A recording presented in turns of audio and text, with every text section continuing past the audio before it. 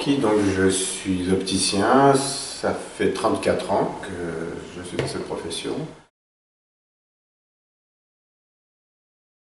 Une anecdote, non, pas vraiment d'anecdote, tout simplement, c'est sur les rapports humains, quoi. On est quand même content, hein.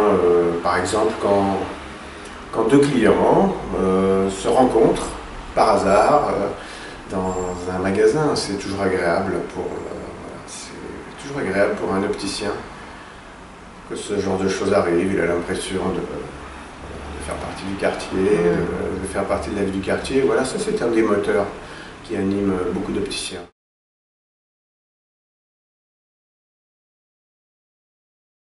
Non, pas de peur de l'avenir, peur du présent plutôt, hein. Là, je pense qu'en ce moment, toutes les peurs qu'on peut avoir, elles sont cristallisées par tout ce qui s'est produit depuis un an et demi quand même. Là, ça prend vraiment corps, hein. Alors, par là, j'entends, c'est la main basse que les assureurs et les financiers sont en train de font main basse sur la profession, hein, ni plus ni moins.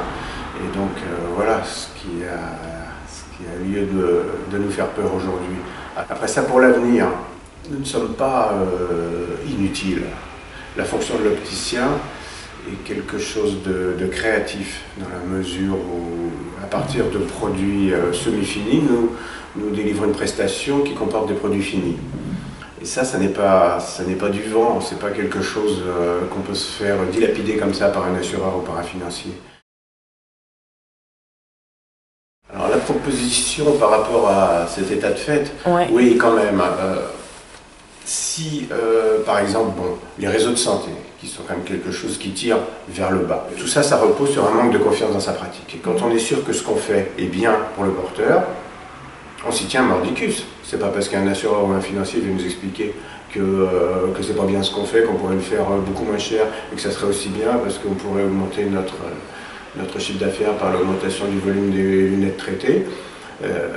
Voilà, on dirait non, c'est pas vrai, je vous ai pas attendu, je fais déjà ce qu'il faut comme il faut, je ne m'enrichis pas éhontément sur le dos de mes porteurs, je fais simplement les choses, et voilà, il n'y a pas à rentrer dans vos systèmes, quoi. On n'a pas besoin de vous. Vous êtes là pour rembourser les lunettes, vous n'êtes pas là pour régenter cette profession.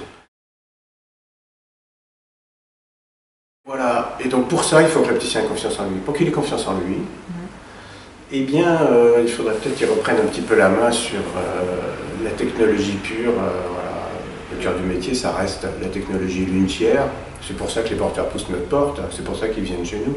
Ils n'ont pas envie d'avoir affaire à des businessmen.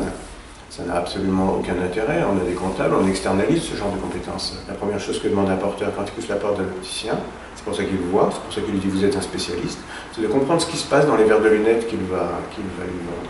Pour les propositions que je fais, c'est que redonner de la compétence de cœur de métier au corps du magasin, ça renforcera contre les éléments extérieurs. Nous sommes à la confluence des trois compétences, qui sont la compétence paramédicale, la compétence optique pure et la compétence commerciale. Voilà. Et c'est pour ça qu'on ne peut pas être franchement remplacé.